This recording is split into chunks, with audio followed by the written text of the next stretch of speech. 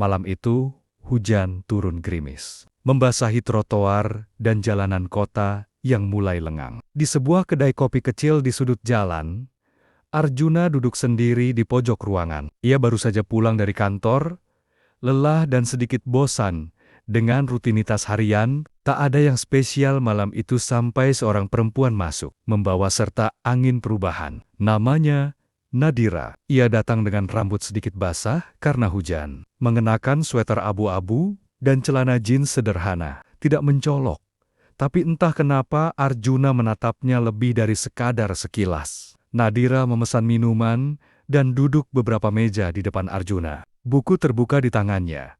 Matanya serius membaca, tapi ada kelembutan di wajahnya yang membuat Arjuna sulit mengalihkan pandangan. Kesempatan datang ketika pelayan salah menyajikan pesanan, dan Arjuna dengan sopan menawarkan bantuan. Percakapan singkat itu berkembang jadi obrolan hangat. Mereka bicara tentang buku, film, bahkan masa kecil. Arjuna terkejut betapa cepat ia merasa nyaman. Sejak malam itu, Arjuna dan Nadira semakin sering bertemu. Hujan di malam pertama mereka bertemu, seolah menjadi pertanda bahwa sesuatu yang besar sedang tumbuh di antara mereka. Cinta mulai bersemi tanpa disadari. Bagi Arjuna, Nadira bukan sekadar perempuan yang menarik. Ia merasa menemukan seseorang yang membuat dunia terasa tidak sepi lagi. Beberapa bulan kemudian, dengan hati mantap, Arjuna melamar Nadira. Semua orang menyambut bahagia, dan persiapan pernikahan pun dimulai. Yang tidak Arjuna tahu, pertemuan itu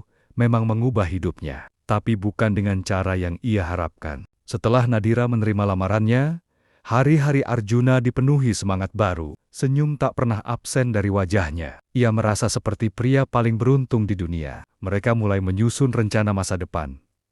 Rumah kecil sederhana, 2 anak, dan kehidupan yang saling melengkapi. Impian-impian itu terasa begitu nyata dan dekat. Keluarga Arjuna menyambut Nadira dengan hangat. Ibunya, yang awalnya khawatir anaknya akan terlalu sibuk bekerja untuk urusan cinta, akhirnya tersenyum lega melihat Arjuna begitu bahagia. Ayah Nadira pun memberikan restunya dengan tulus, bahkan membantu menyiapkan beberapa detail pernikahan secara langsung. Setiap akhir pekan, Arjuna dan Nadira menyusuri toko-toko pernikahan, memilih undangan, gaun, dan makanan untuk resepsi. Nadira tampak antusias, meski sesekali ia terlihat lelah atau kehilangan fokus. Arjuna mengira itu wajar menjelang pernikahan, memang melelahkan, pikirnya, sambil mempersiapkan semuanya. Mereka juga membicarakan hal-hal kecil, warna dinding rumah nanti, siapa yang akan memasak, dan di mana mereka akan berlibur setelah menikah. Arjuna menikmati setiap percakapan itu. Baginya, masa depan bersama Nadira adalah hal yang paling pasti. Namun, di balik senyum Nadira, ada sesuatu yang Arjuna belum tahu. Sesuatu yang bersembunyi di balik janji-janji manis, menunggu waktu untuk terungkap. Sementara Arjuna terus merajut impian, benih kecurigaan mulai tumbuh pelan meski saat itu ia belum tahu bahwa rencana masa depan yang ia bangun sebenarnya sedang berdiri di atas pondasi yang rapuh. Hubungan Arjuna dan Nadira masih terlihat harmonis di mata banyak orang, tetapi perlahan-lahan ada hal-hal kecil yang mulai berubah dan Arjuna merasakannya. Sayangnya, rasa cintanya membuat ia menutup mata dan mengabaikannya. Nadira mulai sering membatalkan janji bertemu, dengan alasan rapat mendadak atau kelelahan. Saat sedang bersama pun, ia lebih sering memeriksa ponselnya, tertawa kecil, membaca pesan yang tidak pernah ia ceritakan. Ketika Arjuna bertanya, Nadira hanya tersenyum. "Cuma teman kerja, kok kamu cemburuan ya?" Arjuna tersenyum kembali, mencoba ikut tertawa, meski dadanya terasa sesak. Beberapa kali, Nadira juga menghindar saat Arjuna mengajak membicarakan detail penting pernikahan. Ia terlihat enggan memilih vendor, dan bahkan sempat bilang, "Kamu aja yang putuskan. Aku ikut saja." Kalimat itu terdengar sederhana, tapi membuat Arjuna merasa seperti sedang berjalan sendiri di sebuah jalan yang seharusnya dilalui berdua. Suatu malam, Arjuna melihat Nadira keluar dari sebuah restoran bersama seorang pria bukan sekadar rekan kerja. Biasa, dari cara mereka tertawa dan berjalan berdekatan. Tapi ketika Arjuna menanyakannya, Nadira tampak tersinggung. "Kamu nggak percaya sama aku," katanya, sambil memalingkan wajah. Arjuna meminta maaf. Lagi, ia ingin percaya. Ia memaksa dirinya untuk percaya. Tapi, hatinya tahu ada sesuatu yang tidak beres. Sayangnya, cinta yang terlalu dalam seringkali mengalahkan logika. Arjuna memilih untuk tetap berjalan maju, berharap semua akan membaik setelah mereka menikah. Namun, apa yang ia abaikan sekarang, kelak akan menjadi alasan terbesar luka hatinya. Minggu sore itu, Arjuna duduk sendirian di dalam mobil. Di parkiran sebuah pusat perbelanjaan, ia sedang menunggu Nadira yang bilang ingin membeli bahan untuk acara keluarga. Tapi sudah lebih dari 1 jam, dan pesan singkat yang Arjuna kirim hanya dibalas singkat. Sebentar lagi, ya, rasa penasaran dan curiga yang sudah lama ia pendam mulai mendesak naik ke permukaan. Untuk pertama kalinya, Arjuna membiarkan dirinya mengikuti instingnya. Ia turun dari mobil, masuk ke mal, dan mulai mencari. Beberapa menit kemudian, dari kejauhan, ia melihat Nadira, bukan sedang memilih bahan makanan, bukan bersama keluarganya, melainkan duduk berdua dengan seorang pria di kafe lantai 2. Bukan hanya duduk, Nadira sedang menggenggam tangan pria itu di atas meja. Mereka bicara dengan wajah dekat, sesekali tersenyum. Bukan ekspresi rekan kerja, dan jelas bukan ekspresi orang yang akan menikah dengan pria lain. Dunia Arjuna seakan berhenti. Ia tidak langsung mendekat. Ia hanya berdiri di kejauhan.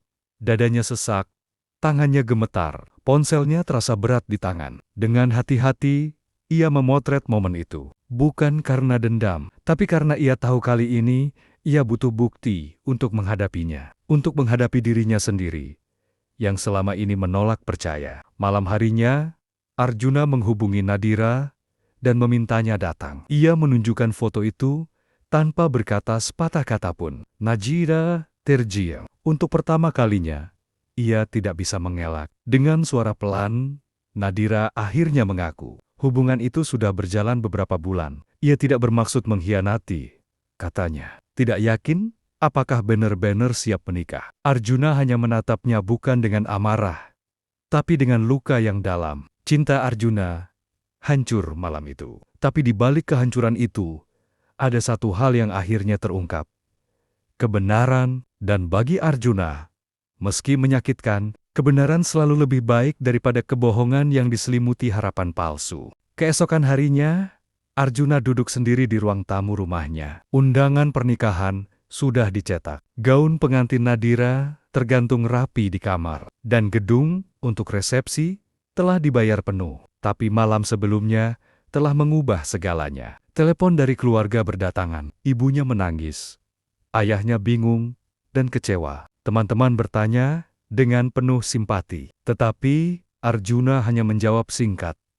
Pernikahan dibatalkan, tanpa menjelaskan lebih jauh. Arjuna tahu, keputusan membatalkan pernikahan bukan hal sepele. Tidak hanya menyangkut perasaan 2 orang, tapi 2 keluarga besar, harapan, dan harga diri. Tapi, bagi Arjuna, mempertahankan hubungan yang telah dikhianati hanya akan menjadi penjara batin seumur hidup. Nadira sempat datang, memohon maaf, menangis. Bahkan mengatakan, ia akan mengakhiri hubungan dengan pria itu. Tapi bagi Arjuna, ini bukan tentang siapa yang dia pilih sekarang, melainkan tentang kepercayaan yang sudah rusak dan cinta yang telah patah.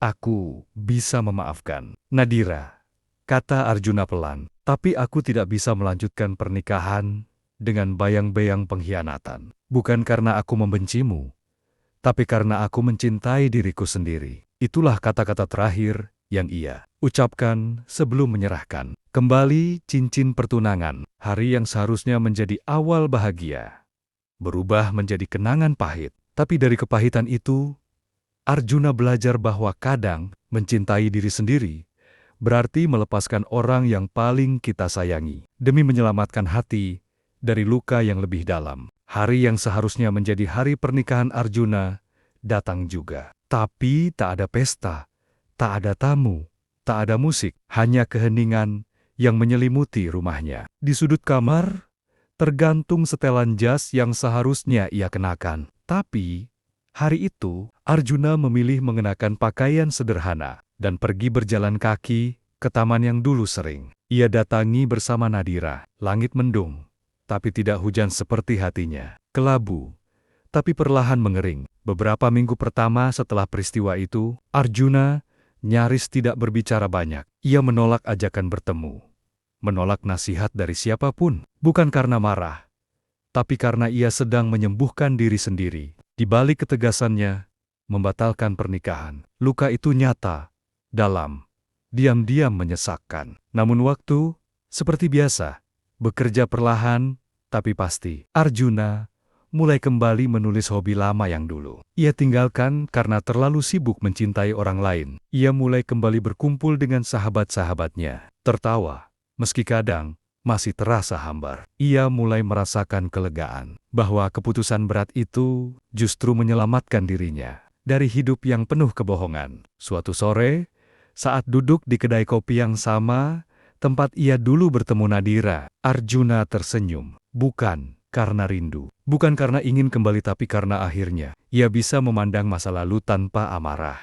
Hanya pelajaran. Ia sadar, cinta tidak selalu berakhir bahagia. Tapi setiap kisah, seberapapun menyakitkan, pasti meninggalkan bekal. Kini, ia lebih bijak, lebih tenang, dan yang terpenting lebih mengenal dirinya sendiri. Dan di balik luka yang perlahan sembuh, terbuka jalan baru, mungkin cinta baru, mungkin petualangan baru, tapi apapun itu, Arjuna kini melangkah dengan hati yang lebih kuat, karena ia tahu, kadang akhir yang menyakitkan adalah awal yang paling jujur.